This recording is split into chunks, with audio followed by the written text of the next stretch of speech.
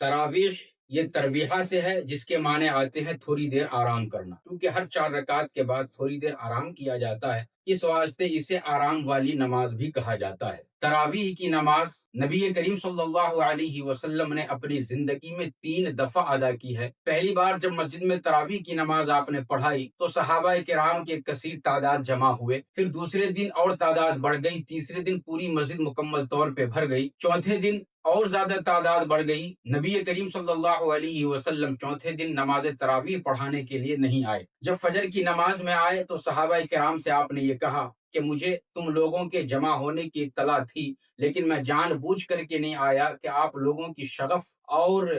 نماز سے اتنی انسیت کو دیکھ کر کے ہو سکتا ہے کہیں وہی نہ آ جائے اور اس نماز کو آپ کے اوپر فرض قرار دیا جائے، تو جس کی وجہ سے اس نماز کا ادا کرنا آپ سبوں کے لیے مشکل ہو جاتا۔ اب سے آپ لوگ اپنے اپنے گھروں کے اندر تراویح کی نماز پڑھو۔ چنانچہ اس کے بعد صحابہ کرام اپنے اپنے گھروں میں تراویح کی نماز پڑھا کرتے تھے، اور کچھ مسجد کے اندر بھی پڑھا کرتے تھے۔ نبی کریم صلی اللہ علیہ وسلم کے بعد حضرت ابوبکر صدیق رضی اللہ تعالی عنہ کے زمانے میں بھی اسی طریقہ پر 10-5 آدمی مل کر کے نماز پڑھتے تھے، اپنے گھروں کے اندر بھی اور مسجد کے اندر بھی۔ ابوبکر صدیق رضی اللہ تعالی عنہ کے بعد جب دور خلافت حضرت عمر فاروق رضی اللہ تعالی عنہ کا آیا تو ایسی صورت میں حضرت علی کرم اللہ وجہ نے ایک حدیث امیر المومنین عمر فاروق سے سنایا۔ وہ حدیث یہ ہے کہ اللہ کے نبی صلی اللہ علیہ وسلم نے ارشاد فرمایا، آسمان کے اوپر ایک جگہ ہے جس کو خطیرۃ القدس کہا جاتا ہے، اس پر نورانی فرشتے رہتے ہیں، اور جب رمضان کا مہینہ آتا ہے تو وہ فرشتے اللہ تبارک و تعالیٰ کی اجازت سے اس زمین کے اوپر نازل ہوتے ہیں، اور جہاں بھی نمازیں پڑھی جاتی ہیں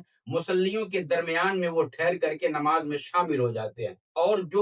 وہ فرشتہ جس مصلی سے ٹچ ہو جاتے ہیں تو اللہ تبارک و تعالیٰ اس مصلی کے اوپر رحمتوں کا نزول فرماتا ہے، اور پھر اس کی قسمت چینج ہو جاتی ہے۔ جب یہ حدیث عمر فاروق رضی اللہ تعالیٰ نے سنا تو آپ نے یہ کہا کہ سب سے بہتر یہ ہے کہ تراویح کی نماز کو باقاعدہ جماعت سے شروع کیا جائے، مسجد کے اندر ایک امام کے پیچھے پڑھا جائے۔ چنانچہ آپ نے سبھوں کو جمع کیا، عشاء کی نماز آپ نے خود پڑھائی، اور ایک صحابی رسول کو آپ نے یہ کہا کہ آپ تراویح کی نماز کی امامت کرو۔ چنانچہ تمام کے تمام صحابہ کرام 20 رکعت تراویح جو اس امام کے پیچھے پڑھے۔ کسی بھی صحابی نے اعتراض نہیں کیا، ہاں چند صحابی نے کہا کہ آپ نے تمام لوگوں کو جماعت کے ساتھ مسجد میں اکٹھا کر دیا، جبکہ نبی کریم صلی اللہ علیہ وسلم گھر کے اندر نماز تراویح پڑھنے کا حکم دیا تھا۔ تو حضرت عمر فاروق رضی اللہ تعالی عنہ نے جواباً یہ عرض کیا کہ دیکھو نبی کریم صلی اللہ علیہ وسلم نے آخری جملہ کیا ارشاد فرمایا تھا، آپ نے یہ کہا تھا کہ وہی ہمارے اوپر کہیں آ جائے تو آپ کی شغف کو دیکھ کر کے، تراویح کی نماز میں اتنی محبت کو دیکھ کر کے کہیں یہ نماز آپ کے اوپر فرض نہ قرار دی جائے۔ تو اب چونکہ نبی کریم صلی اللہ علیہ وسلم اس دنیا میں نہیں ہے اور وحی کا سلسلہ مکمل طور پہ بند ہو چکا ہے،